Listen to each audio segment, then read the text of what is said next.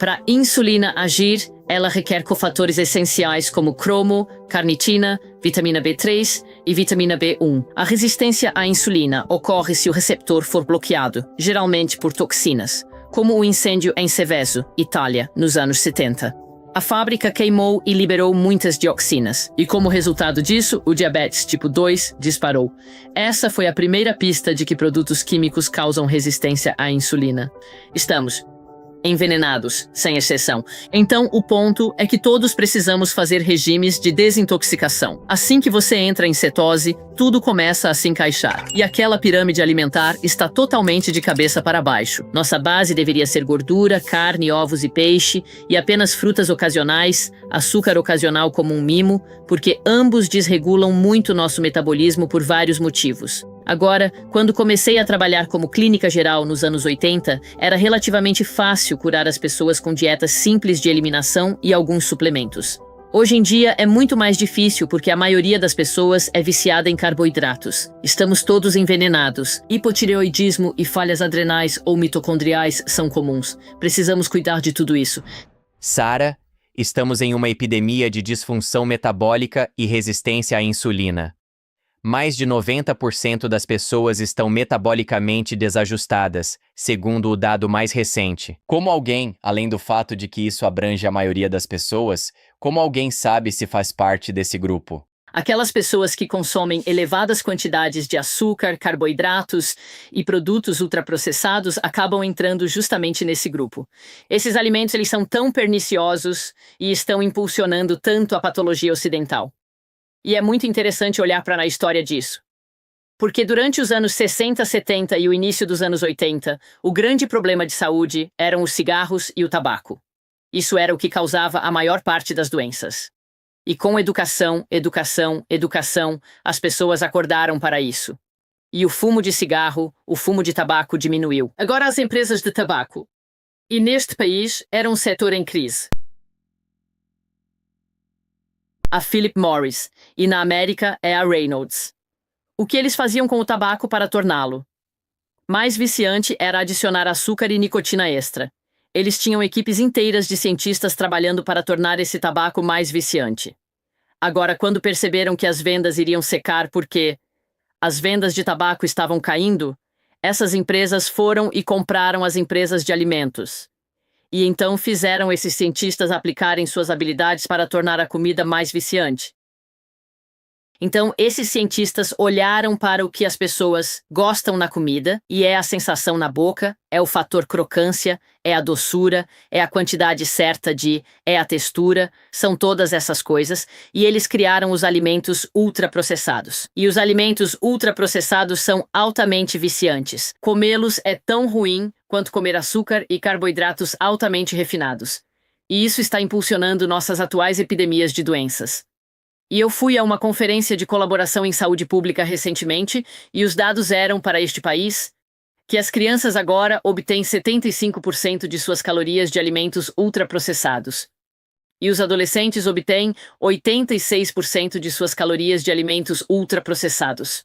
Então, nossos alimentos estão se tornando cada vez mais viciantes. Eles satisfazem o paladar, mas de jeito nenhum enganam o intestino. Com as texturas perfeitas, um forte sabor umami e níveis ideais de sal e açúcar, eles nos atraem. Mas nossos hormônios logo percebem o truque. Sem gerar saciedade real, eles não nos satisfazem. Por essa razão, as pessoas simplesmente não conseguem parar de comer. Então o intestino diz, bem, isso foi inútil, vá comer mais, vamos tentar obter nutrição de verdade. E assim as pessoas comem e comem e comem. E isso explica por que a obesidade é um problema tão grande. Por que as pessoas estão constantemente com fome? Porque precisam lanchar regularmente ao longo do dia para manter seus níveis de energia e assim por diante. Então, o alimento ultraprocessado é um problema realmente grave. E agora estamos vendo câncer, doenças cardíacas e demência em pessoas cada vez mais jovens. Houve um caso relatado no jornal, um jornal nacional, recentemente, de uma moça que está reclamando que seu clínico geral não detectou o câncer de cólon dela. Essa garota tinha 23 anos. Você não deveria ter câncer de cólon aos 23. Então, o problema são os alimentos modernos, os ultraprocessados, que impulsionam a síndrome metabólica e seus problemas. Certo, entendi o primeiro passo, livrar-se dos alimentos ultraprocessados. Mas este é, de novo, um problema enorme. Este público que está sintonizado, a maioria já deve ter se livrado desses alimentos há muito tempo. Qual é o próximo passo? Ok, o próximo passo é fazer o que for preciso para entrar em cetose, porque as cetonas são o combustível evolutivamente correto. E o ponto central é que os humanos evoluíram, porque éramos carnívoros, não para nos tornarmos carnívoros. Então, minha dieta preferida hoje em dia é baseada em carne. É rica em carne, peixe, ovos, manteiga. E depois, vegetais verdes de baixo carboidrato para variar, como abacate, azeitonas, salada, coisas crocantes assim. E as pessoas que fazem essa dieta descobrem que ela não vicia, é muito satisfatória. Se quiserem fazer jejum intermitente, é fácil, porque você está em cetose. Tem baixa toxicidade, não favorece a fermentação no intestino superior. O ponto principal é que essa é a dieta evolutivamente correta. Então corte. Obviamente os grãos. Mas também muitos vegetais de raiz, nozes, leguminosas, todos esses alimentos, eles não são saudáveis. São intrinsecamente tóxicos. E há potencial para serem fermentados no intestino. E isso causa uma série de outros problemas. Certo, então cetose, dieta rica em carne. O objetivo é estar em cetose a longo prazo ou entrar e sair dela. Acho que não há problema em entrar e sair. E adivinha só? O homem primitivo entrava e saía. Na verdade, a razão pela qual evoluímos para comer, para funcionar com dois combustíveis, foi porque, à medida que o homem primitivo se afastava da linha do Equador, migrando para o norte e para o sul, ele teve que resolver o problema do inverno. E claro, no inverno a caça não é tão boa, a comida é escassa, mas temos uma fartura de outono. E o que é essa fartura de outono? São frutas, nozes, sementes, vegetais de raiz, leguminosas, todos esses alimentos à base de carboidratos. E a melhor estratégia evolutiva quando esses alimentos estão disponíveis é comê-los de forma viciante. Então desenvolvemos o gene do vício em carboidratos que nos fez comer e comer e comer esses carboidratos e engordar. E a gordura é um valor de sobrevivência para o inverno. A é isolante e B é obviamente uma fonte de alimento. E em paralelo a isso, e é isso que é tão interessante, se você consegue toda essa comida grátis, o que você não quer é gastar energia à toa. Não saia por aí jogando muito rugby, cricket e hóquei. Nós simplesmente não temos as reservas de comida para lidar com isso. Ou o homem primitivo não tinha. Então, outra característica de uma dieta rica em carboidratos é que ela deixa as pessoas cansadas. Então, elas não querem se exercitar. Assim, ficam bem felizes sentadas, devorando o máximo possível de maçãs, bananas, pêssegos e peras, engordando. E como eu disse, isso é valor de sobrevivência para o inverno. Mas o inverso é verdadeiro. Quando o inverno chega, você, obviamente, não tem nenhum desses alimentos ricos em carboidratos. Voltamos a caçar. E, para caçar, você precisa ser A, esperto e B, fisicamente energizado. Você tem que ser esperto porque o homem primitivo era um caçador persistente. Então eu, sozinha, não conseguiria perseguir uma zebra ou gazela. Elas simplesmente sumiriam na distância e pronto. Mas se cooperássemos como uma tribo, talvez com cães também, para seguir um rastro, então poderíamos seguir aquele animal e talvez nos revezar para correr e correr e correr até alcançá-lo. E eventualmente aquele animal seria acuado e poderia ser um mamute ou um bisão ou um antílope ou o que fosse. E então nós o mataríamos e isso seria comida para toda a tribo que duraria dias ou talvez semanas. Então, o interessante sobre ser carnívoro e estar em cetose é que isso te torna mentalmente esperto e fisicamente mais ativo. E claro, essas são duas coisas muito desejáveis. Só para ilustrar esse ponto, os guerreiros samurai, antes de qualquer altercação, jejuavam por 24 horas, porque seus reflexos ficavam mais rápidos, eles ficavam mais fortes e tinham mais resistência. Então, como eu disse, evoluímos para funcionar com dois combustíveis. Sim, açúcares e carboidratos, mas isso seria apenas por uma janela curta de tempo. Uma janela curta de tempo no outono. E nosso metabolismo mudaria para permitir isso. mas na maior parte do ano estaríamos em cetose. Então, para responder à sua pergunta, sim, acho que tudo bem entrar e sair da cetose. E adivinha? No meu almoço de Natal, provavelmente comerei todas as coisas erradas. Vou aproveitar muito. Não estarei em cetose no final do dia, mas voltarei ao normal depois. Enquanto você compartilha essa história de caça, me fez pensar em comer o animal inteiro e as vísceras. Isso é algo que você consome como parte de sua dieta? Oh, muito mesmo, muito. E as vísceras são muito mais nutritivas do que a carne do músculo. Então, as tribos primitivas, quando dividiam um animal, os caçadores principais ficavam com o fígado, o coração e as glândulas. E as mulheres ficavam com aquela carne de músculo de sobra, aqueles bifes horríveis e da parte traseira. Mas há outra coisa interessante sobre isso porque, como você sabe, problemas de tireoide são extremamente comuns. E o que tenho observado é que pessoas que têm tireoide hipoativa, se estiverem fazendo uma dieta carnívora rica em carne com muitos miúdos, muitas vezes a necessidade de hormônios tireoidianos diminui. E se você pensar sobre isso, se estiver comendo o animal inteiro, incluindo glândulas e tecidos, você também está comendo os hormônios tireoidianos desse animal, que são igualmente potentes para nós, humanos, como são para os animais. Então não é apenas carne e nutrição. Estamos recebendo uma gama completa de hormônios. Importantes, provavelmente hormônios sexuais, se estiver comendo testículos, hormônios adrenais, se estiver comendo adrenais, e hormônios tireoidianos também, além daqueles distribuídos pelo corpo.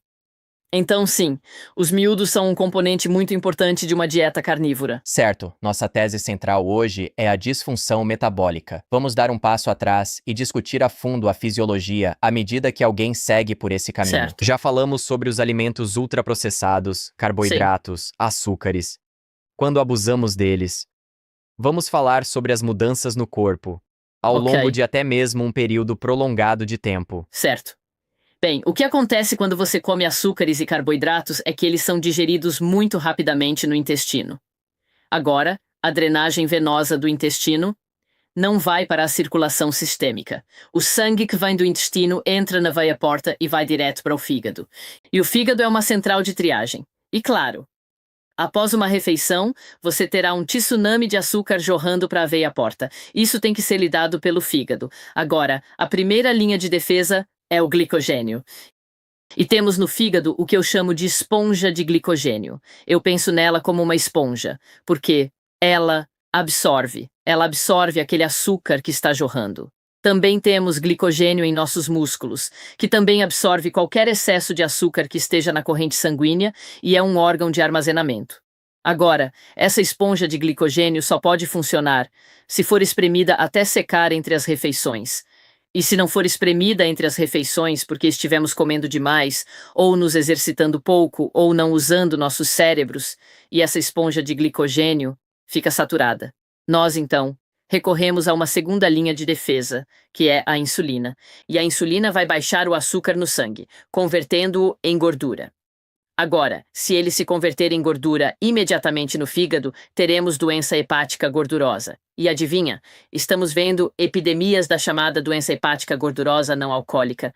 Mas o outro lugar onde a insulina, claro, despeja gordura é na nossa própria gordura, na gordura corporal, na gordura subcutânea. Mas o ponto aqui é que a insulina é a segunda linha de defesa. Não deveríamos depender da insulina o tempo todo, porque o pâncreas pode se esgotar e, eventualmente, a resistência à insulina se desenvolverá. Então, é por isso que, além de cortar os carboidratos, reduzir nossos carboidratos, a alimentação com restrição de tempo é muito útil, porque isso dá uma chance para a nossa esponja de glicogênio ser espremida até secar, como eu chamo. Então esse é o primeiro problema, com excesso de açúcar, passando.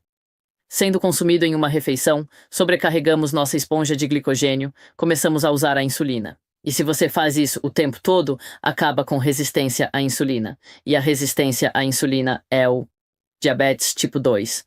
O segundo problema do excesso de açúcar é que o intestino perde sua capacidade de permanecer estéril, o que acaba permitindo a proliferação de micro-organismos indesejados. E as bactérias e fungos se instalam e começam a fermentar esses alimentos e acabamos com uma fermentação no trato superior. Bem, isso é um problema por várias razões. O primeiro problema é que esses micróbios fermentam para produzir toxinas. Como álcool etílico, álcool propílico, álcool butílico, sulfeto de hidrogênio. D-lactato, compostos amoniacais. E todos são tóxicos. Eles têm que ser. E, na verdade, se você deixasse esses produtos no intestino irem direto para o sangue, ficaríamos inconscientes bem rápido. E o fígado faz um trabalho incrível ao lidar com essas toxinas. Mas para fazer isso, A, exige muita energia. E essa energia que preferiríamos gastar fazendo algo divertido, e B, exige muito de matérias-primas. Então usamos muitos aminoácidos, sulfato, glutationa e alguns açúcares. Para desintoxicar essas porcarias, e no processo de desintoxicação, criam-se radicais livres. Então, um dos motivos de ter uma ressaca horrível após beber muito álcool são os radicais livres, substâncias químicas geradas na desintoxicação do álcool. Aqui vai uma dica de Natal. Se você beber demais no Natal, e eu talvez beba, antes de dormir, tome 3 ou 4 gramas de vitamina C e você acordará de manhã com a cabeça totalmente limpa e sem ressaca. Então, um intestino fermentando é um problemão. E outro problema é que os próprios micróbios entram na corrente sanguínea. O intestino fermentando é um intestino permeável. Esses micróbios entram no sangue. E depois ficam presos em locais distantes no corpo. E se eles ficarem presos lá, causarão inflamação. Então, esses micróbios presos nas articulações causam artrite. Presos nos músculos, causam fibromialgia e polimialgia reumática. Se ficarem presos nos vasos sanguíneos, causam inflamação vascular e arterite temporal. Na pele, urticária ou eczema. No próprio intestino, doença inflamatória intestinal. Na bexiga, você pode ter bexiga irritável. E algumas mulheres sofrem muito com cistite intersticial, que quase sempre é alergia a fungos. Pode ser alergia a qualquer coisa, mas fungos são comuns. O que é realmente fascinante é que se você tem esses micróbios no intestino, há o potencial deles chegarem ao cérebro. Não são palavras minhas, mas de Nishihara, um pesquisador japonês. E no cérebro, esses micróbios podem fermentar neurotransmissores como noradrenalina e adrenalina em LSD e substâncias tipo anfetamina. E isso pode ser a base da psicose. Então, qualquer um com condição psicológica, seja ansiedade, depressão, esquizofrenia, transtorno bipolar e psicose, o que for, o ponto de partida é uma dieta carnívora ou, com certeza, cetogênica. E, de fato, há uma pesquisa fascinante em Edimburgo agora com a doutora Rachel Brown, psiquiatra lá, e o doutor Ian MacDonald, analisando a reversão da esquizofrenia com dieta cetogênica. E os resultados são fantásticos, mas não são os primeiros. 2 psiquiatras maravilhosos, o Dr. Abram Hoffer e o Dr. Karl Pfeiffer, já faziam isso. Eles já, de fato, curavam a esquizofrenia com sucesso, apenas utilizando a dieta cetogênica. E o mecanismo por trás desse processo certamente está diretamente relacionado à fermentação no trato superior. Um jeito fácil de diagnosticar pessoas com fermentação no trato superior, e isso vem do trabalho de Caroline Pond. Bem, ela estava pesquisando e se perguntando onde os animais acumulam gordura quando têm excesso de calorias. Então, quando estão bem alimentados, o que não ocorre muito na natureza, claro, quando estão bem alimentados, onde acumulam gordura. Ela trabalhava em Milton Keynes, ia de bicicleta e pegava animais atropelados no caminho. E, ao dissecar esses animais, ela descobriu que eles acumulavam gordura em torno dos linfonodos. Isso faz todo o sentido, porque, obviamente, animais selvagens se machucam com frequência, seja ao caçar presas ou ao fugir de predadores. E são justamente os linfonodos e o sistema imunológico os principais responsáveis por todo o processo de cura e reparo. E esse processo de cura e reparo exige uma grande quantidade de energia e, claro, de gordura. Ter uma fonte local de gordura é, portanto, o combustível ideal para que esses sistemas possam trabalhar de forma eficiente. Um trato gastrointestinal superior em fermentação, ao se tornar permeável, permite que bactérias e fungos sejam liberados diretamente na corrente sanguínea, sobrecarregando o sistema imunológico com uma inflamação crônica. Essa inflamação constante, por sua vez, demanda uma grande quantidade de energia, fazendo com que a gordura se acumule especificamente na região do abdômen. Assim, as pessoas ficam com barriga de cerveja, ficam com a cintura maior que o peito, ficam com formato de maçã. E sabemos que esse formato é um grande fator de risco para doenças cardíacas, por exemplo, por causa desses micróbios fermentadores. É uma ótima pista. Quem tem a cintura maior que o peito ou o quadril, quase certamente tem o trato superior em fermentação. Eu sou mais formato de pera. O corpo de pera é preferível. Essa gordura aqui acumulada no abdômen, estamos falando de gordura visceral ao redor dos órgãos? Correto. E essa gordura visceral é depositada. Bem, não tem um estudo baseado em evidências fora o trabalho seminal de Caroline Pond, mas acho que a gordura visceral é sintoma da fermentação no trato superior e isso causa inflamação. E podemos curar isso facilmente. Primeiro, temos que parar de alimentar esses micróbios. O interessante sobre os micróbios é que eles não conseguem fermentar gordura. Então, uma dieta rica em gordura, baixa em carboidratos e proteína normal é um ótimo começo, porque mata os infelizes de fome. E depois queremos matá-los. Podemos matá-los com 5 gramas de vitamina C. E com iodo. Iodo de Lugol, 15%, 3 gotas.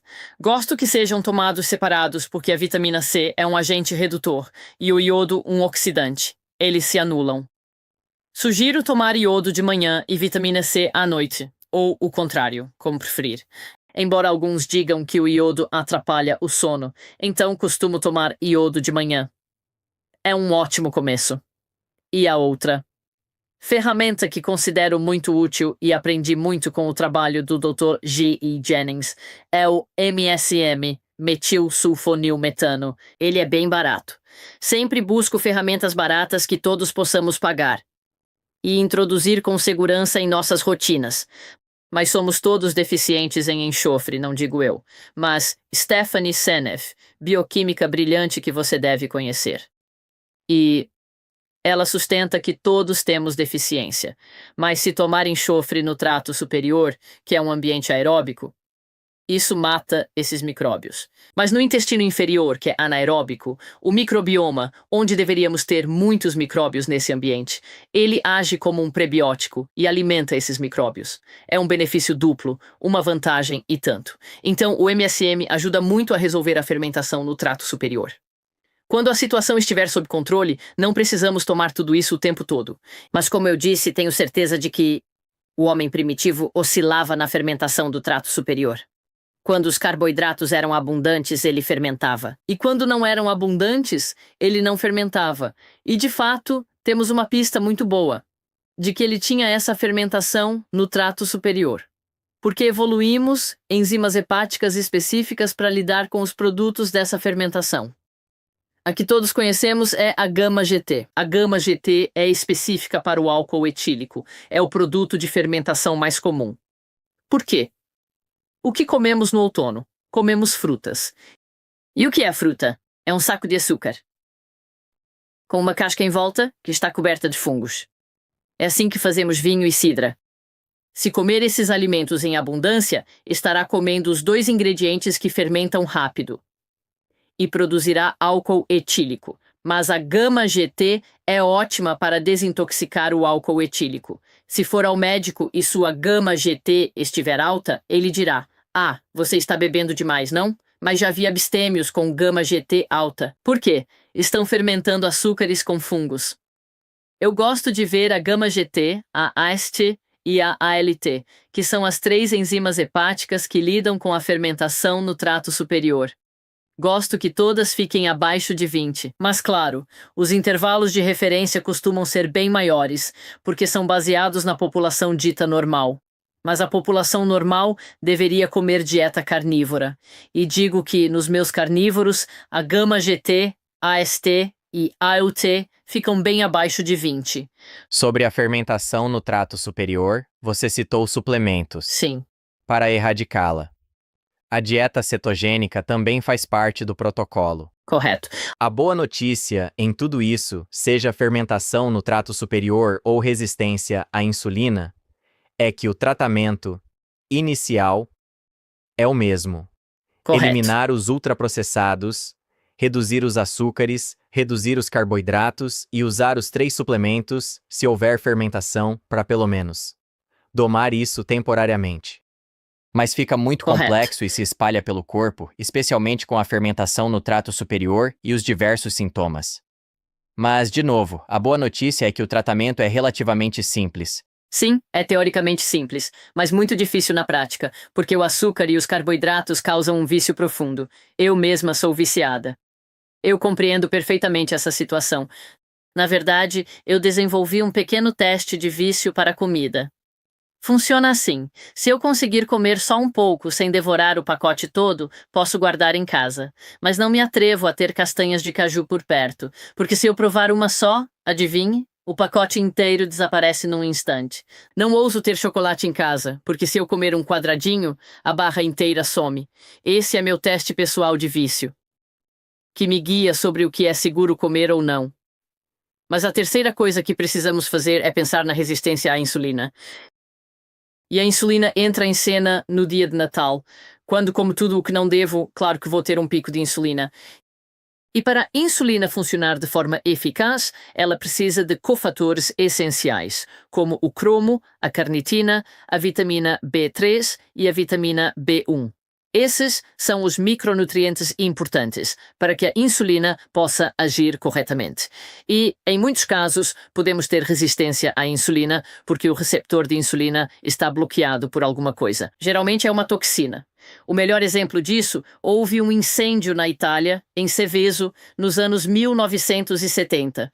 Foi em 1975, acho, quando a fábrica pegou fogo e houve liberação enorme de dioxinas.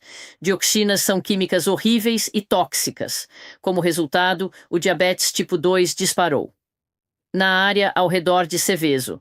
Foi a primeira pista de que substâncias químicas causam resistência à insulina. E sabemos que, embora os estudos ainda não tenham sido feitos para determinar exatamente quais substâncias químicas são as mais críticas, podemos ter certeza de que serão metais pesados, compostos orgânicos voláteis e, claro, pesticidas. Mas atualmente eu não realizo testes específicos para identificar essas substâncias químicas. Por quê? Estamos todos intoxicados.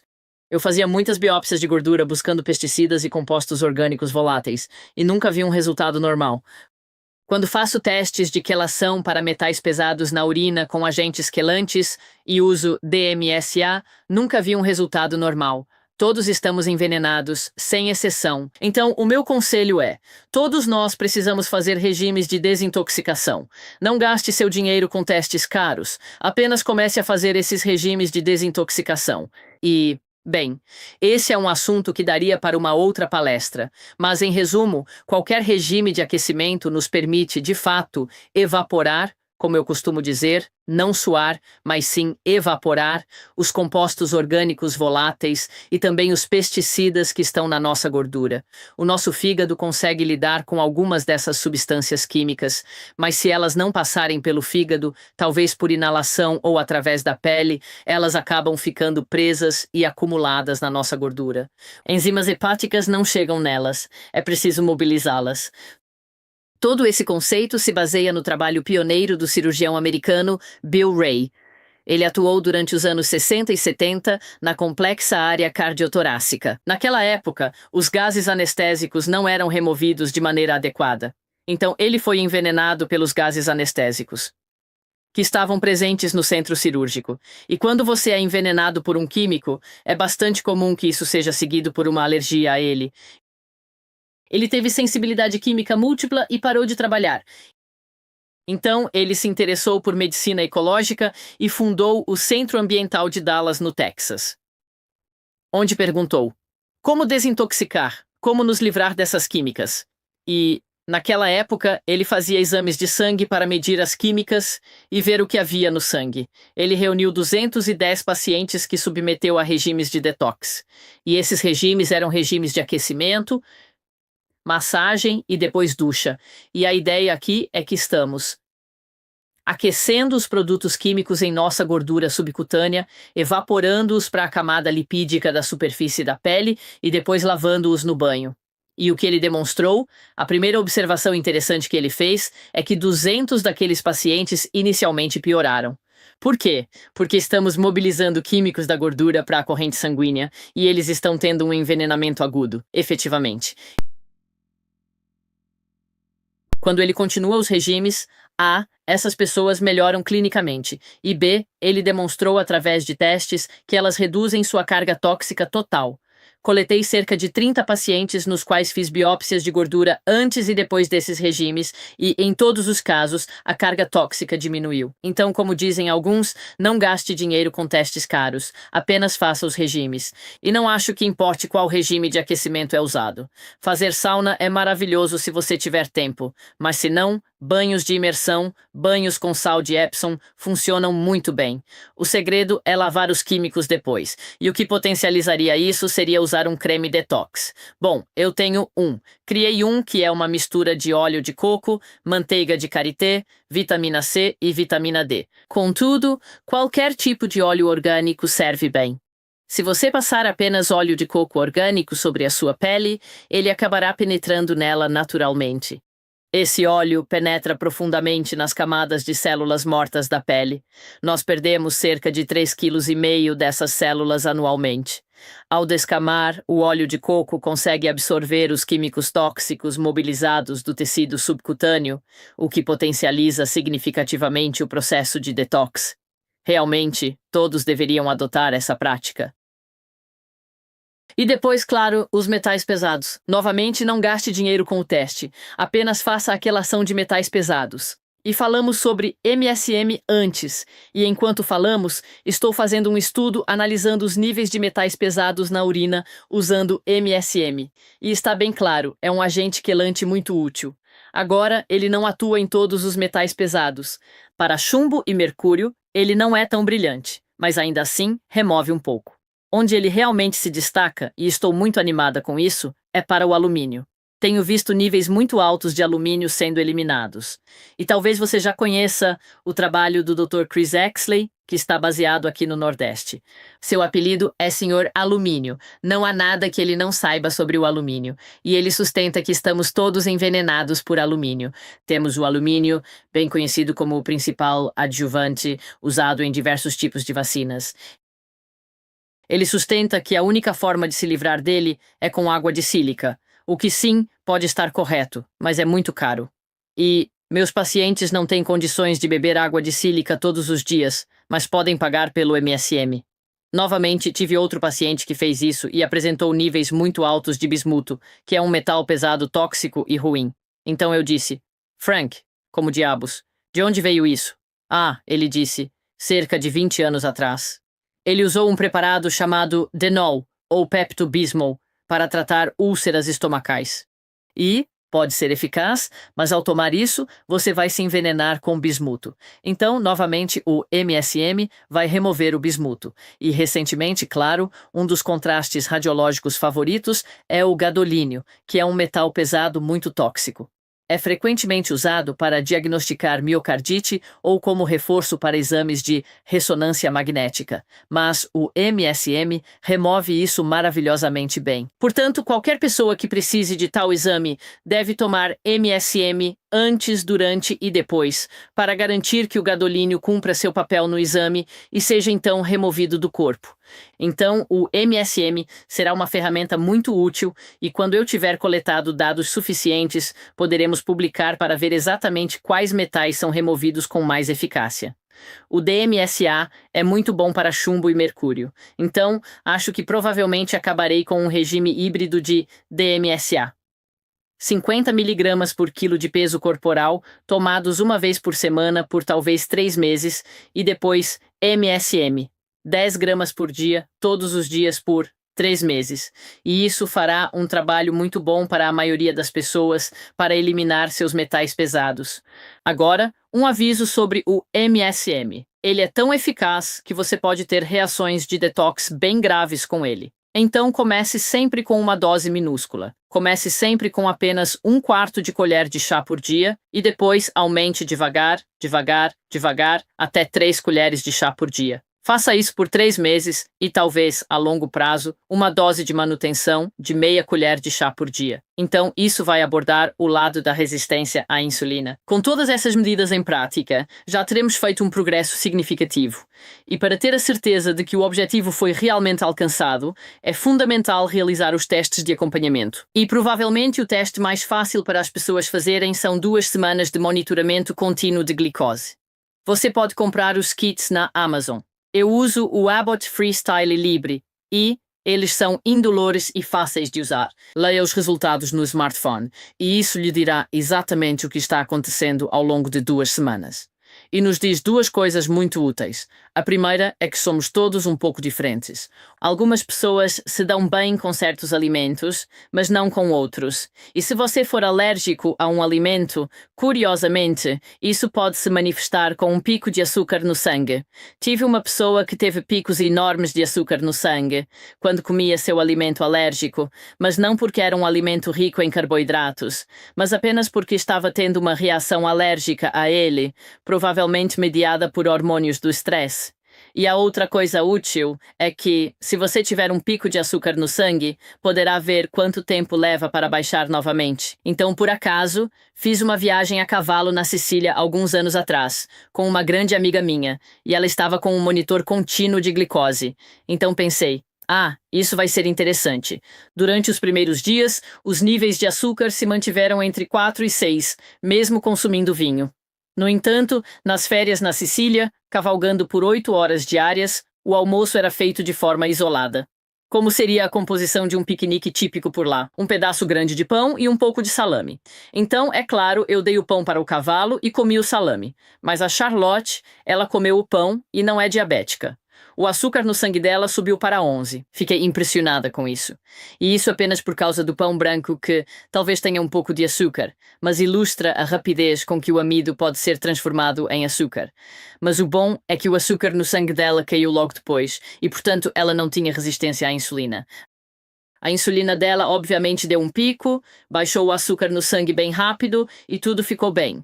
Mas se você tivesse resistência à insulina, o açúcar no sangue subiria e permaneceria alto, e levaria muito tempo para baixar novamente. Então essa é uma pista muito boa. Todos podemos fazer isso em casa e diagnosticar a resistência à insulina e quais alimentos são realmente seguros para comer.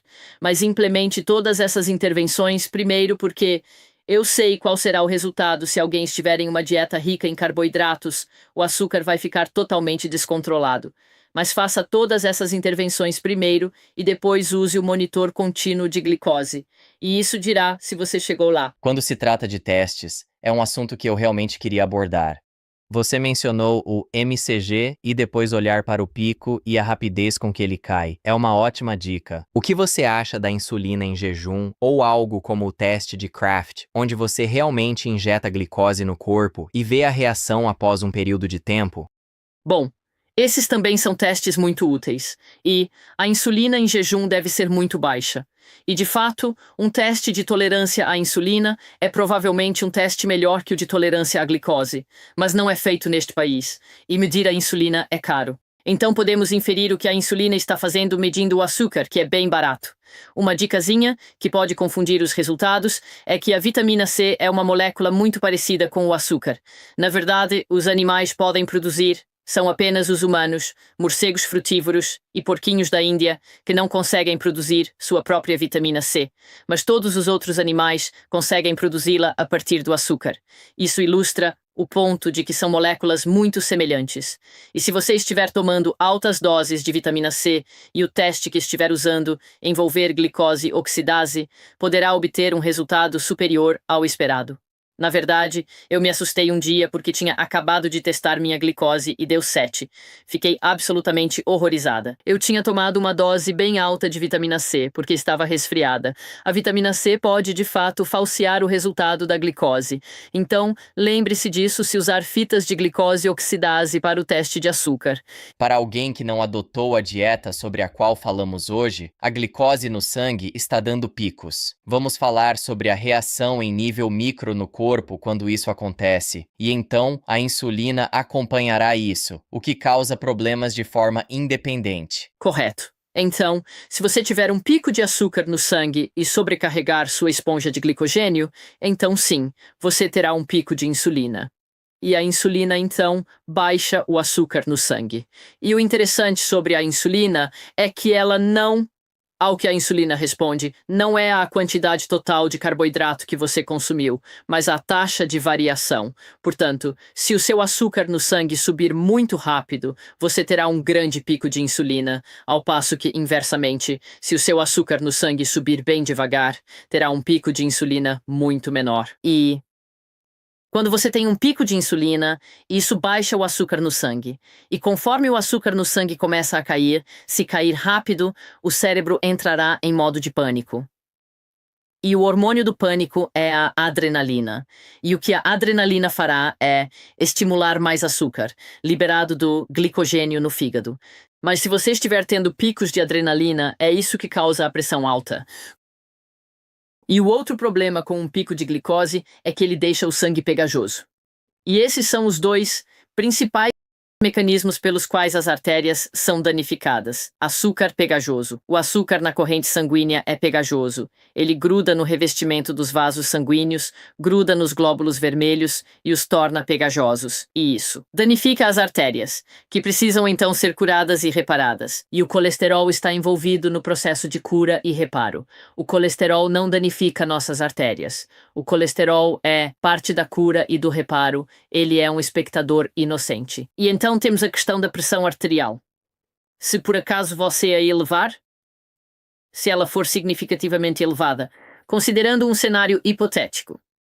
Se dobrarmos a pressão arterial, ela causará um aumento de 16 vezes na turbulência. Toda essa turbulência acaba por causar lesões no revestimento interno dos vasos sanguíneos. É precisamente por esse motivo que a pressão arterial elevada é tão prejudicial. Ela demanda reparos constantes que acabam gerando tecido cicatricial, o que conhecemos como aterosclerose. Isso estreita os vasos e prejudica seriamente o fluxo sanguíneo. E todo esse processo leva muitos anos para se desenvolver, devido aos picos de insulina e adrenalina. Os níveis de açúcar despencam. E o desejo incontrolável por carboidratos retorna. É fácil identificar um viciado. Está sempre faminto, beliscando, nunca se sente satisfeito, sem energia vital, apresentando sobrepeso e fermentação no intestino. Você citou as esponjas de glicogênio, amortecedores corporais, usados antes da insulina agir. Vamos esclarecer como elas funcionam e como garantir que as esgotemos regularmente na prática. Ok. Apenas mais uma dicasinha que esqueci de mencionar, um dos problemas da frutose. O açúcar das frutas e também o açúcar derivado do xarope de milho é que ele inibe a enzima que nos permite mobilizar o glicogênio. As frutas podem viciar ainda mais, porque quando o açúcar cai, o corpo não faz a correção necessária. Por isso, sentimos fome e sintomas de hipoglicemia muito mais rápido. Ao consumir frutas. Esqueci sua pergunta. Qual era ela mesmo? Bem, vamos continuar nisso e depois podemos falar sobre a diferença entre a fruta, que contém frutose, e antes Sim. você descreveu as frutas como saquinhos de açúcar, Sim. versus alguém que usa açúcar branco porque temos as nossas 5 porções por dia. A fruta como parte da base da pirâmide, algo que queremos incluir regularmente. Não recebe apenas passe livre, mas é promovida como algo que queremos incluir com regularidade e em boa quantidade. Então, como você vê a diferença entre o açúcar e uma fruta que também possui um alto teor de açúcar? Ambos são indesejáveis. A pirâmide alimentar está invertida. A base real deveria ser gorduras saudáveis, carnes, ovos e peixes. E depois talvez alguns vegetais verdes e apenas frutas ocasionais, o açúcar ocasional como um agrado. Por quê? Ambos desregulam tanto o nosso metabolismo por uma infinidade de razões, que Só deveríamos consumi-los ocasionalmente. Podemos lidar com eles a curto prazo por breves períodos, mas não deveríamos consumi-los regularmente. E o conselho do governo de 5 porções de frutas e vegetais por dia é risível, é piada. Isso não tem absolutamente nenhuma base na fisiologia ou na bioquímica. E eu acredito que até mesmo o Robert Kennedy está afirmando exatamente isso, que a pirâmide alimentar está completamente invertida. Então, sim, esses alimentos, se estivermos morrendo de fome e não houver mais nada para comer, tudo bem, mas não é a melhor nutrição. E outra coisa que podemos relacionar a isso também são esses chamados adoçantes saudáveis, como mel e xarope de bordo. Esses também, mesmo no mundo paleo, costumam receber um passe livre. E eles não se encaixam no paradigma de que temos falado, onde queremos baixar os carboidratos, entrar em cetose. Incluir esses itens. Entendo. Eles são aceitáveis muito raramente, mas certamente não para o uso diário. O mel é extremamente rico em frutose e pode ser tão prejudicial quanto o excesso de frutas.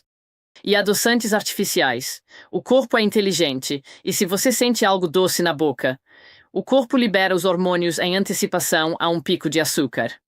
Olhando para alguns dados básicos, me espanta o quão pouco açúcar temos na corrente sanguínea.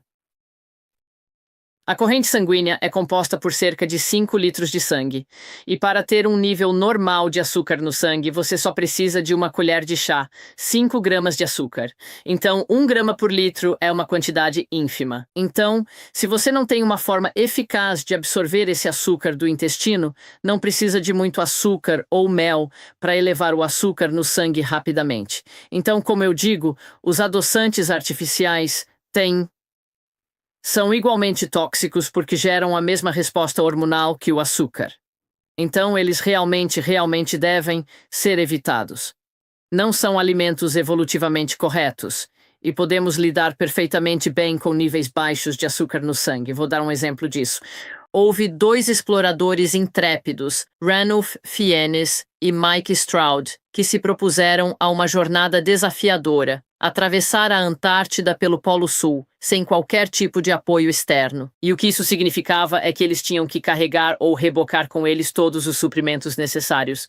Agora, é claro, o alimento com maior densidade energética é a gordura. Então eles levaram muita manteiga, óleo de coco e alimentos gordurosos para lhes dar energia durante o trajeto.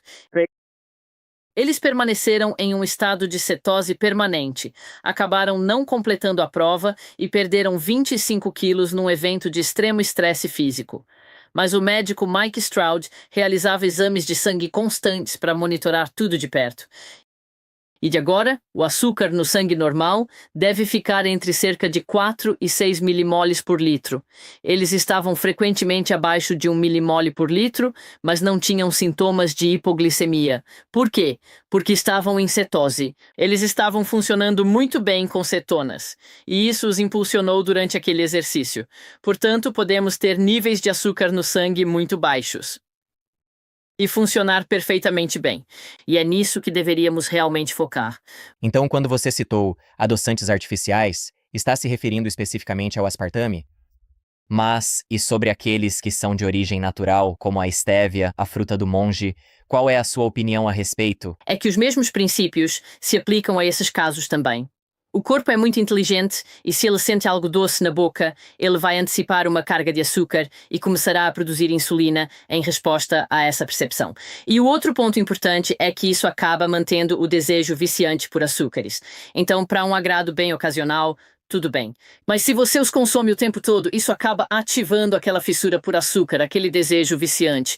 E isso também não é bom, porque assim não conseguimos tirar o açúcar da cabeça. E eu sei disso por mim mesma. Sei que sou viciada, e se eu comer um pedacinho de açúcar, penso, não me importaria de comer mais um pouco. Mais um pouco. Mas se eu não comer nada, eu esqueço. Creio que essa tendência ao vício é uma característica humana muito comum, e muita gente se identifica com isso. Acho que isso é normal, sim. Vamos voltar às esponjas de glicogênio. Era para onde eu estava Sim. tentando levar a conversa antes. O que eu quero aprofundar aqui? Temos nossas 2 esponjas de glicogênio, o fígado e os músculos. Qual a melhor forma de utilizá-las de uma maneira saudável, esgotando-as completamente para que elas possam, então, servir como uma reserva de energia? Acho que isso é totalmente aceitável e é o que deveríamos fazer na maior parte do tempo.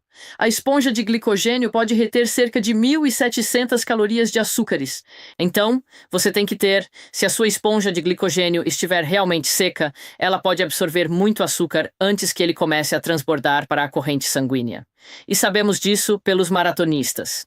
Maratonistas, muitos deles, correm à base de carboidratos e fazem carga de carboidratos antes de uma competição.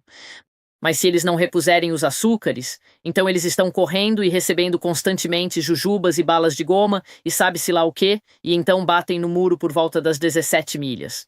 Quando esgotam suas esponjas de glicogênio, não têm flexibilidade metabólica para entrar em cetose e simplesmente ficam sem energia, eles param. Mas em contraste, os atletas adaptados à cetose, todos nós carregamos, mesmo aqueles atletas ultramagros e super em forma, eles ainda têm uma boa carga de gordura no corpo, e isso funciona como o combustível perfeito. Então, Mike Morton, que é um atleta adaptado à cetose, detém o recorde mundial da maior distância percorrida em 24 horas. Ele não precisou comer, mas correu 172 milhas em 24 horas. Ele apenas tomou água e eletrólitos, mas não comeu absolutamente nada. Ele corre perfeitamente bem usando apenas cetonas. Isso faz todo o sentido, não acha? Vamos voltar ao homem primitivo. Se ele estivesse caçando sua presa e fosse um caçador persistente, de nada adiantaria se ficasse sem combustível depois de algumas milhas, porque o animal fugiria e seria o fim da caçada. Mas, correndo com cetonas, ele podia correr e correr e correr e, portanto, ser um caçador de sucesso. Então, as cetonas são muito importantes, mas se a esponja de glicogênio estiver bem seca, porque você está em cetose plena e você não está comendo o tempo todo, então não está repondo constantemente, então você consegue lidar com uma boa quantidade de carboidratos sem dar um pico no açúcar no sangue. Então, eu amo batatas. E o jeito que eu faço batatas é cozinhá-las durante o dia e deixá-las esfriar. E isso transforma grande parte do amido em amido resistente. E então, eu as frito em bastante gordura. E sabe de uma coisa? Eu só preciso de 2 ou 3 e me sinto muito satisfeita. Sei que não sou viciada em carboidratos e não tenho aquela queda de energia. É pelo amido resistente e pela fritura em bastante gordura. E em parte porque estou comendo com carne e talvez alguns vegetais verdes. E, quando eu uso um monitor, não dá pico na minha glicose. Então somos todos um pouco diferentes. E é por isso que o monitor é tão útil, porque ele te diz exatamente com o que você pode ou não se safar. Então, o que eu gosto que as pessoas façam é entrar na rotina o melhor que puderem. E depois testar para garantir que seja suficiente para que saibam com o que podem se safar, sem dar picos de açúcar. E se derem, garantir que ele baixe rapidamente. E, portanto, você mesmo pode fazer isso, pode gerenciar isso sozinho, com perfeição, eficiência e bem-estar. Você chegou a mencionar anteriormente alguns nutrientes que ajudam bastante no caso da resistência à insulina. Isso é algo que podemos obter apenas pela dieta ou são suplementos que precisamos tomar adicionalmente? E, em segundo lugar, isso é apenas enquanto tentamos reverter ou eles são bons para manter nossa saúde metabólica também? Bem, um pouco de cada. A questão principal é desde o surgimento da agricultura química, que foi, após a Segunda Guerra Mundial, houve um movimento unidirecional de nutrientes do solo para as plantas, para os animais, para nós, e nós os descartamos. Então, todos somos deficientes em vitaminas, minerais e ácidos graxos essenciais, e certamente vitamina D, vitamina C e iodo. Por isso, há um pacote básico de suplementos que gosto que todos tomem. Um bom multivitamínico, que tenha toda a gama de vitaminas B. Um bom multimineral, que tenha uma variedade de magnésio, zinco, cobre, selênio, cromo. E isso será suficiente para a maioria. Mas algumas pessoas com resistência à insulina precisam de um período de tempo, talvez 3 meses, de doses bem mais altas para corrigir uma deficiência. A mais comum é a vitamina B1, tiamina. Qualquer pessoa que beba qualquer quantidade de álcool terá deficiência de tiamina. E acho que podemos inferir disso que se você tem o trato digestivo superior fermentando, a coisa mais comum em que ele vai fermentar é o álcool, com o qual o fígado tem que lidar. E isso induzirá uma deficiência de tiamina. E há um belo artigo de Stuart Lindsay, no Journal of Orthomolecular Medicine. Ele reverte completamente o diabetes tipo 2 simplesmente tomando benfotiamina 1 grama por dia. E isso melhora o seu diabetes tipo 2. E, paralelamente a isso, um problema muito comum ou uma complicação comum do diabetes tipo 2 é a dormência. Você acaba com seus pequenos nervos e fica, talvez, com pés e mãos dormentes. A benfotiamina é frequentemente muito boa para reverter isso.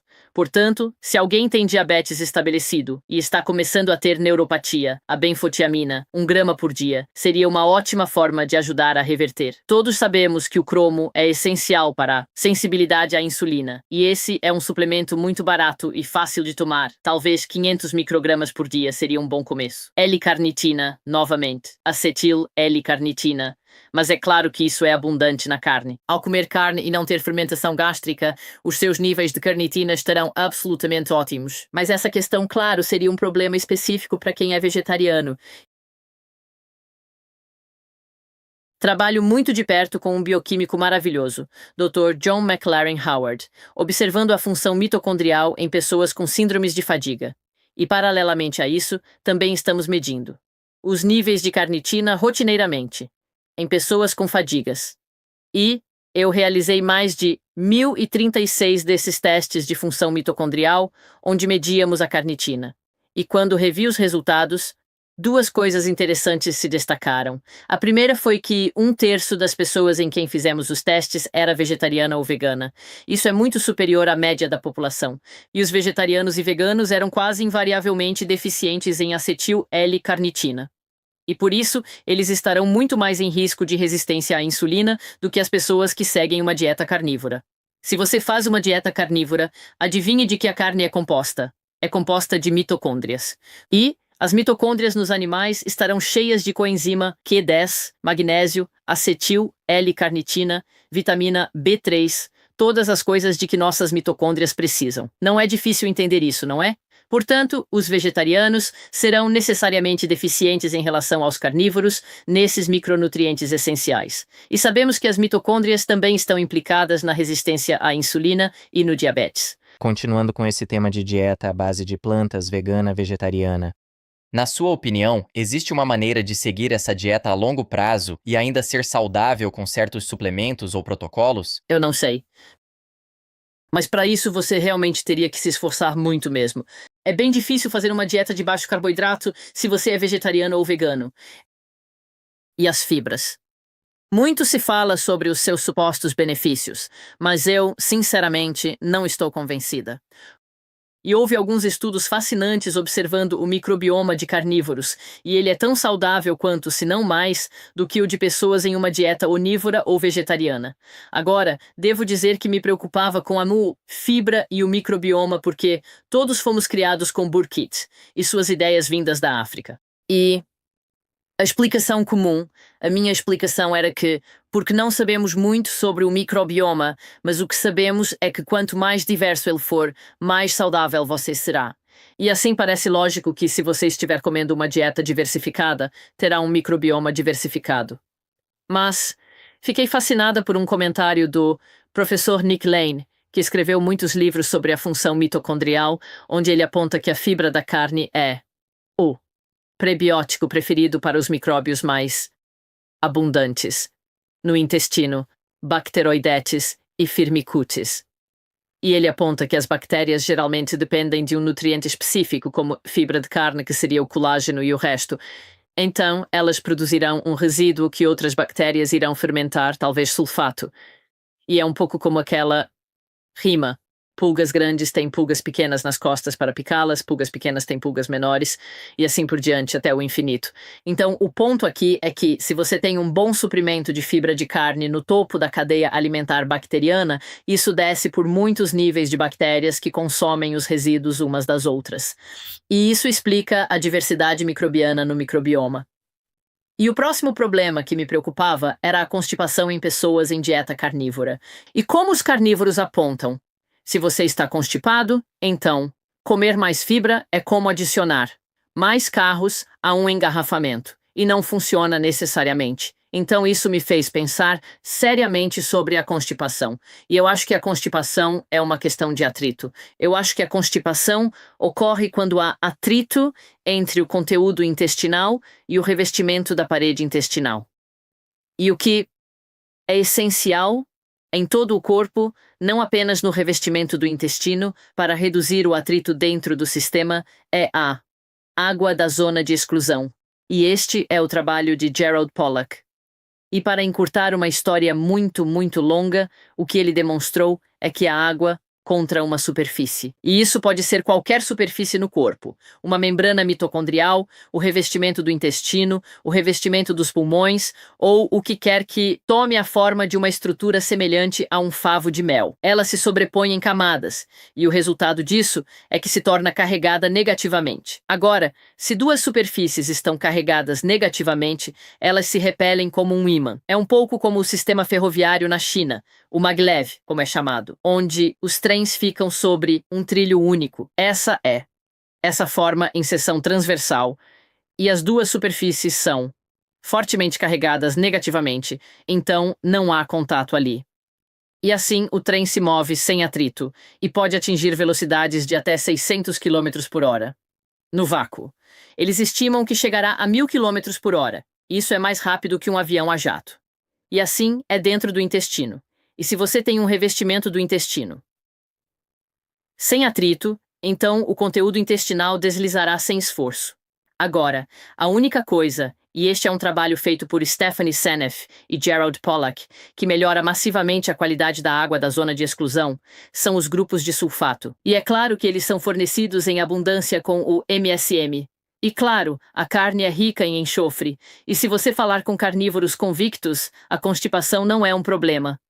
Tudo bem, eles podem não produzir fezes diariamente, mas pode ser 3 ou 4 vezes por semana, e quando fazem, sai sem esforço. E então, novamente, isso é absolutamente aprovado. Portanto, não precisamos de dietas ricas em fibras para prevenir a constipação. Não precisamos de dietas ricas em fibras para lidar com o microbioma. Voltando aos nossos vegetarianos e veganos.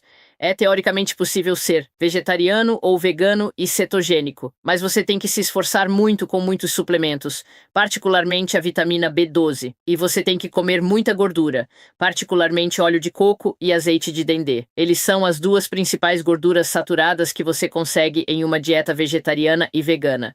E se você for usar óleos, eles precisam ser. O único que é realmente seguro é o azeite de oliva prensado a frio. E certifique-se de suas fontes, porque muitos azeites que dizem ser prensados a frio, na verdade não são.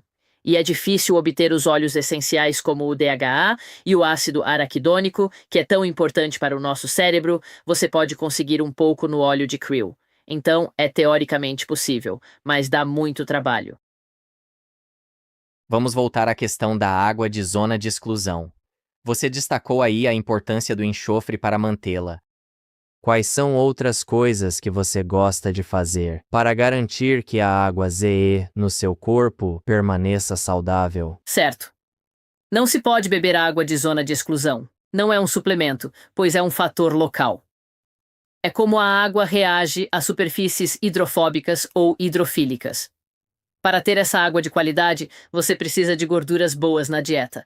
E a mais importante que as pessoas esquecem são as gorduras saturadas. Você precisa, obviamente, de água de boa qualidade e precisa de calor ou aquecimento. A razão de funcionarmos a 37 graus Celsius é porque essa é a temperatura perfeita para a melhor qualidade de água da zona de exclusão. Então sabemos que existem alguns animais, pecilotérmicos, cobras e répteis, que a temperatura do corpo pode cair até 30 ou 31 graus ou algo assim, e eles sobrevivem, mas não conseguem funcionar. Eles precisam tomar sol, precisam se aquecer para que o corpo funcione. E quando estão aquecidos, podem se mover com agilidade como um raio, é claro. Então, água de zona de exclusão de boa qualidade é absolutamente essencial.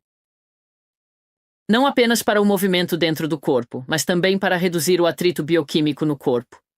Portanto, a água da zona de exclusão fornece estrutura. Agora, as mitocôndrias estão lá, obviamente, para gerar energia. E não é apenas o caso de ter a matéria-prima, todas têm que estar no espaço tridimensional exato. Na verdade, o processo de gerar energia é puramente lidar com elétrons e prótons. E para aquelas enzimas respiratórias, que são facilmente lembradas pelos complexos 1, 2 3 e 4, 5. Para que essas enzimas respiratórias sejam eficazes, elas precisam estar em um espaço tridimensional muito preciso. Precisam estar a 1 angstrom uma da outra, que é a largura de um átomo. Água ZE de qualidade permite isso. Assim que você se resfria e fica com muito frio, essa estrutura se perde. Ela diminui, há mais atrito bioquímico no sistema, a geração de energia é menor e tudo fica lento. Então, este é um dos grandes problemas para quem tem hipotireoidismo. E eu vejo a glândula tireoide como o pedal do acelerador do nosso carro.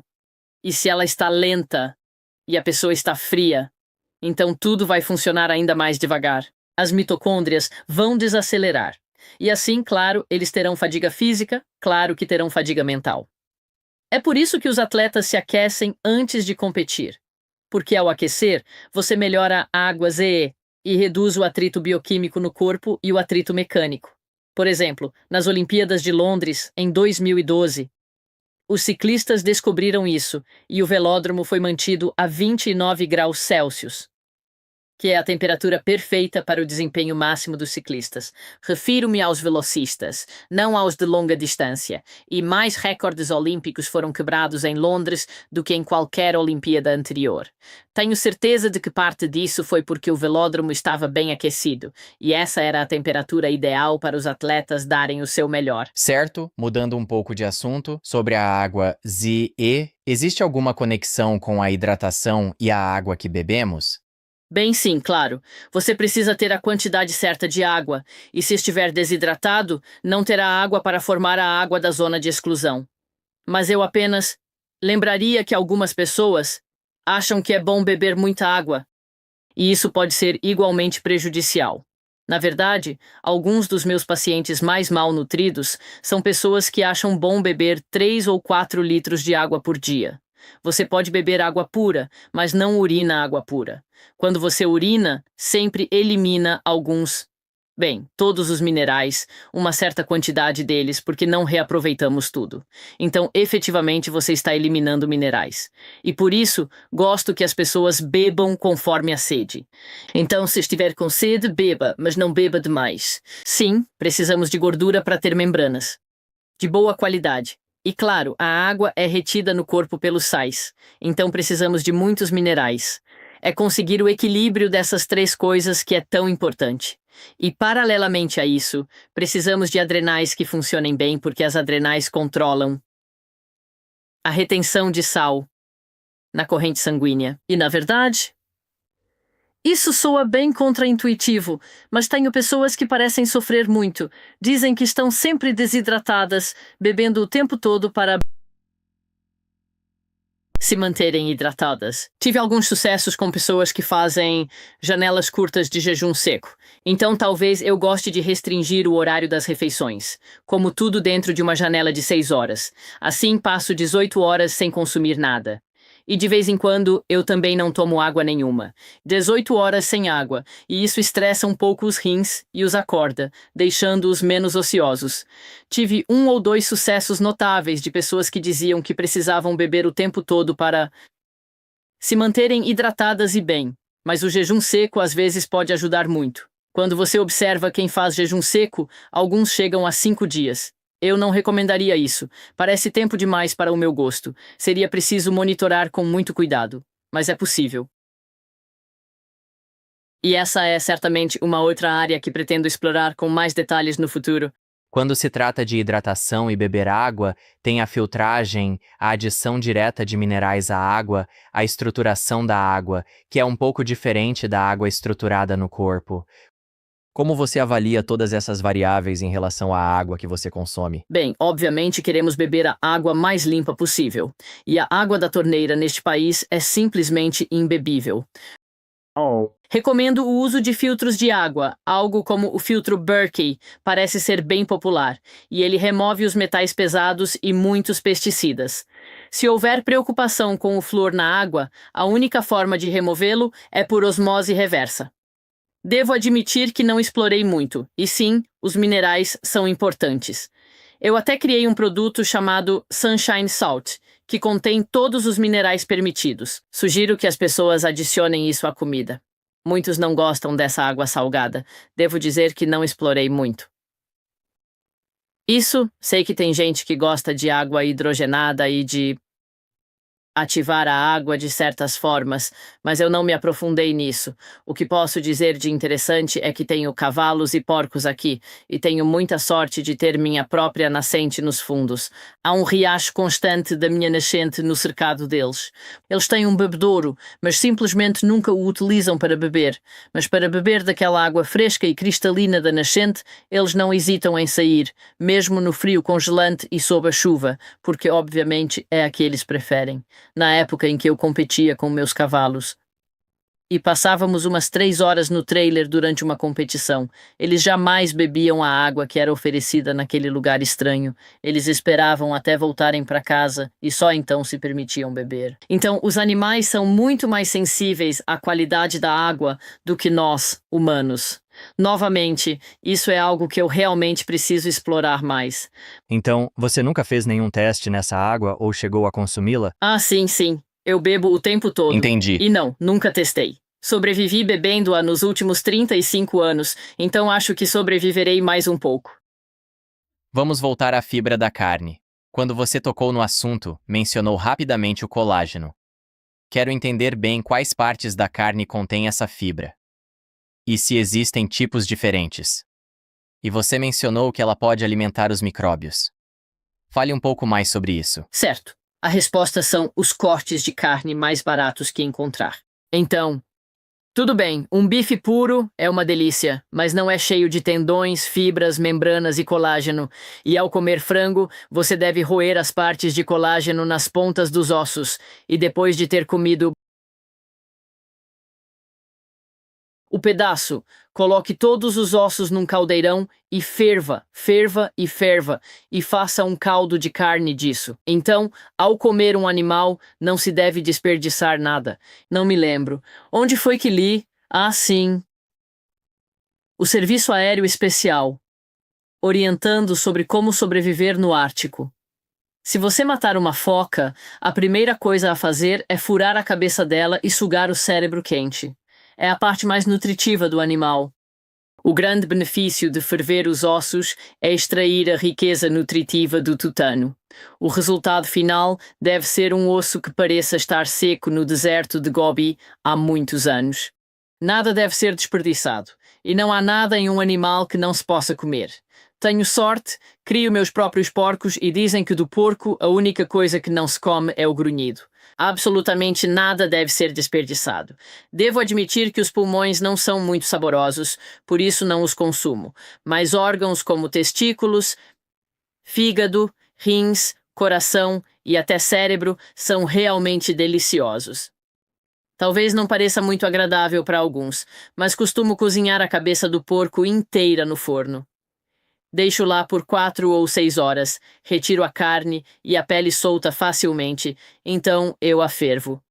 Creio que nos Estados Unidos o porco já vem sem pele, mas aqui sempre vem com ela, e a pele é a parte mais nutritiva, ou ao menos uma parte extremamente nutritiva. Então eu pego essa pele e a coloco para ferver em uma fica na panela por 4 ou 6 horas, até ficar bem mole, macia e gelatinosa. Depois, ponho a pele numa assadeira com bastante sal, levo ao forno e vira uma pururuca perfeita. São petiscos irresistíveis com sal, ficam macias, crocantes e naturalmente cheias de fibra de carne, o que é ideal para o microbioma. E também são ricas em enxofre, ótimo para a água da zona de exclusão. Portanto, não desperdice nada. E peles de peixe, quando as pessoas comem peixe defumado ou cavala, costumam jogar a pele fora, mas essa é a parte mais nutritiva e é deliciosa. Pode ser um pouco difícil, mas adivinha? É para isso que temos dentes. Mas a pele do peixe é riquíssima em colágeno e fibra de carne, e, de novo, muito boa para o microbioma e, claro, para o nosso tecido conjuntivo. Com a idade, sim, somos propensos a degenerar porque tudo desacelera um pouco. Por isso temos que cuidar dos nossos corpos fornecendo-lhes o máximo de matéria-prima possível. E colágeno e fibra de carne e pele de peixe e pele de porco são todos uma parte vital disso. Uma das áreas que se relaciona intimamente com a resistência à insulina ou disfunção metabólica é o ganho de peso. E esse é um dos sintomas quando começamos a nos tornar metabolicamente doentes. Além do que temos falado hoje para recuperar a saúde metabólica, alguém que está lutando para perder peso tem muita gordura extra no corpo. Falamos sobre gordura visceral, então isso pode ser visceral ou subcutâneo. Alguma recomendação adicional? Para alguém que tem peso para perder? Sim, pense sempre na tireoide. Porque para acessar nossa gordura, para podermos mobilizar essa gordura e levá-la, movê-la para o fígado, onde pode ser convertida em cetonas, precisamos de hormônios tireoidianos. Portanto, se você não tem os hormônios tireoidianos para mobilizar a gordura, mobilizamos a gordura com adrenalina. E a adrenalina é muito desconfortável. É o que faz você se sentir agitado, mas cansado. Portanto, é uma característica para pessoas que têm tireoide hipoativa, elas tendem a ganhar peso. E por outro lado, alguém que tem uma tireoide hiperativa está mobilizando tanta gordura que o peso simplesmente desaparece. Então, se alguém está realmente travado, de novo, pense na tireoide. E o ponto importante a lembrar é que os exames de sangue sozinhos nunca são definitivos. O que os exames de sangue fazem é nos dizer se há margem bioquímica para um teste de hormônios tireoidianos. Mas como os intervalos de referência populacionais são muito diferentes do nosso intervalo de referência individual, um artigo fascinante no The Lancet, publicado há alguns anos, que pegou pessoas normais e apenas mediu o nível de T4 e T3 na corrente sanguínea todos os meses por 6 meses.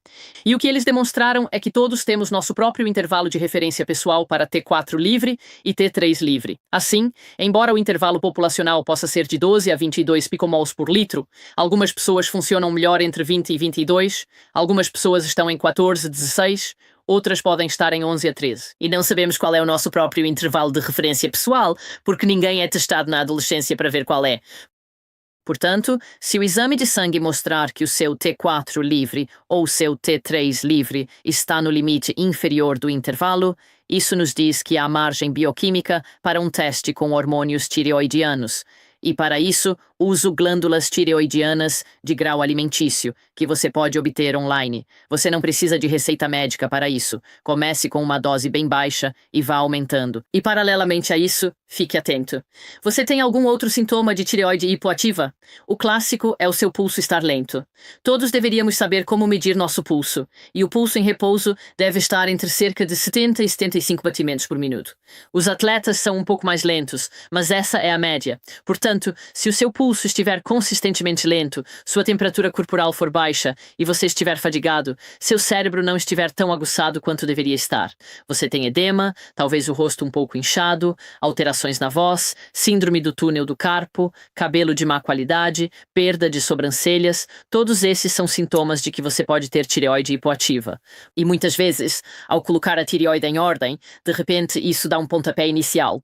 Você pode começar a perder peso porque é capaz de queimar gordura. E a outra coisa que costuma ajudar é que às vezes você precisa fazer um jejum um pouco mais longo, talvez um jejum de 36 ou 48 horas. E isso realmente acelera o metabolismo do corpo. E de repente ele acorda. Ele diz: caramba, temos que entrar no modo de queima de gordura, senão simplesmente não vamos sobreviver. Então, essas são as duas dicas muito úteis que podem frequentemente dar o pontapé inicial em todo o processo de perda de peso, se esse for realmente um problema. Mas lembre-se, fermentação no intestino superior, porque isso nos coloca no modo de acumular peso e, novamente, qualquer quantidade de frutose impedirá você de queimar glicogênio e simplesmente desligará todo o processo de estar em cetose. Você não teme gorduras e come o animal todo.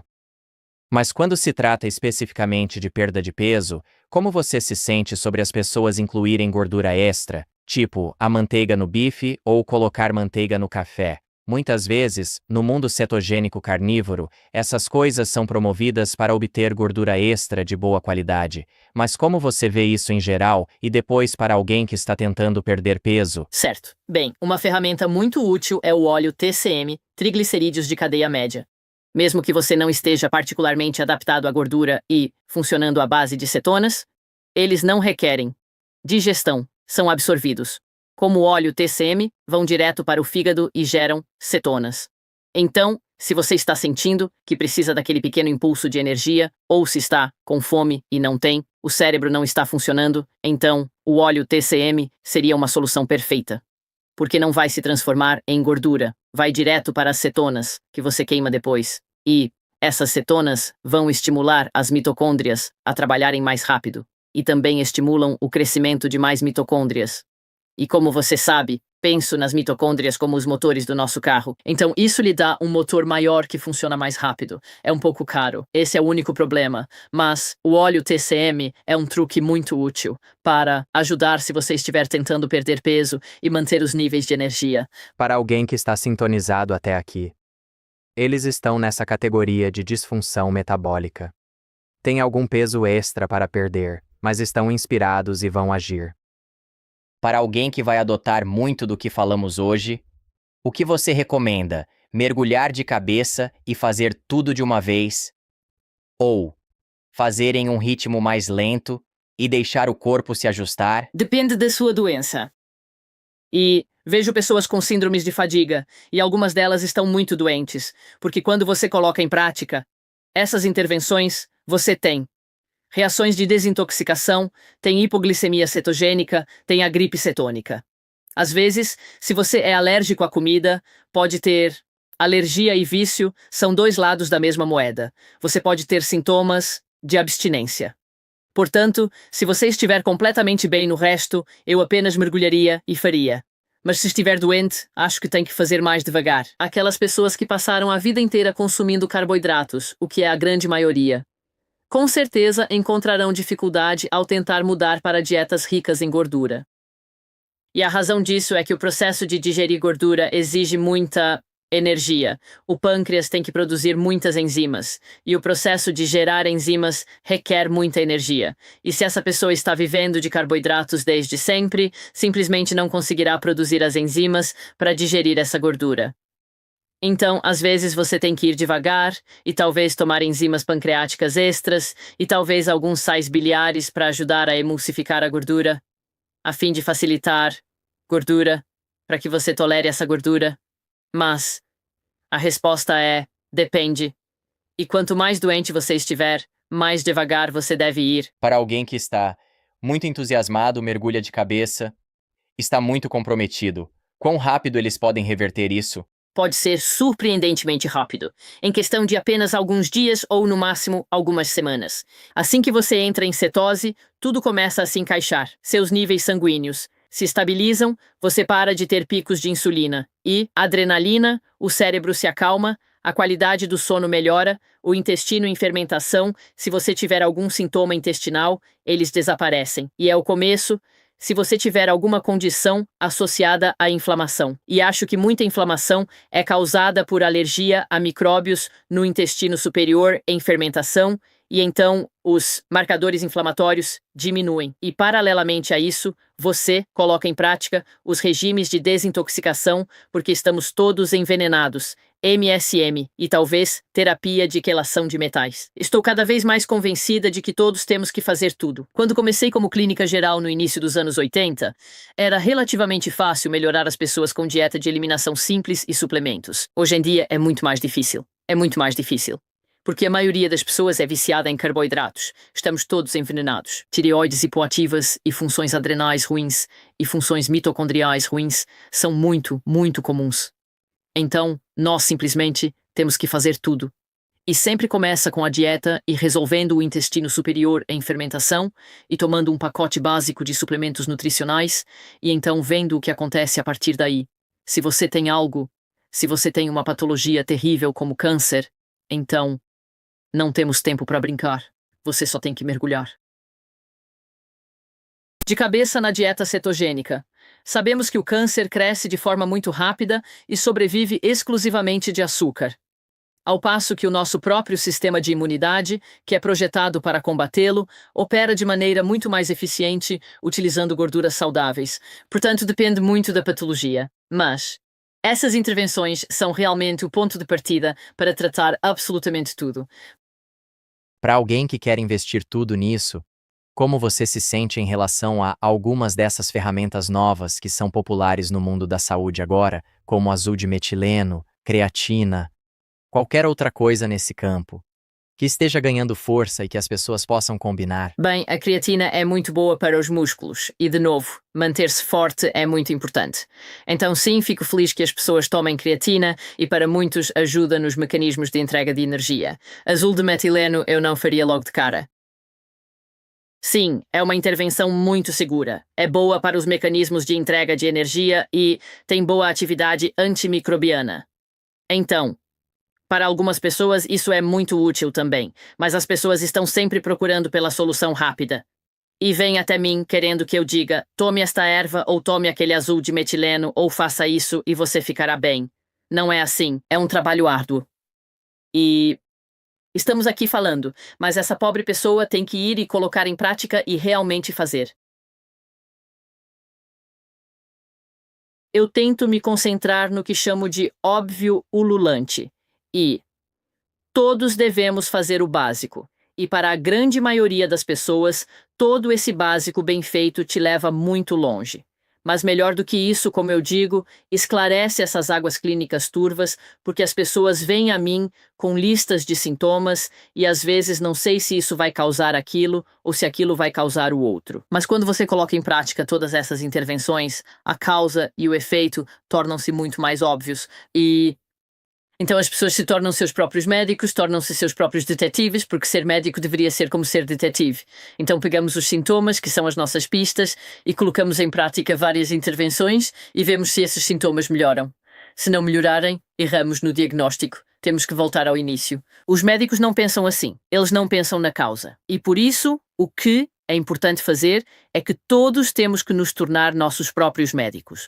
Todos temos que nos interessar por nós mesmos. E ninguém estará mais motivado e ninguém estará em melhor posição para fazer isso do que nós mesmos, porque só existe uma pessoa que coloca comida na sua boca. Só existe uma pessoa que faz as suas compras e a sua comida.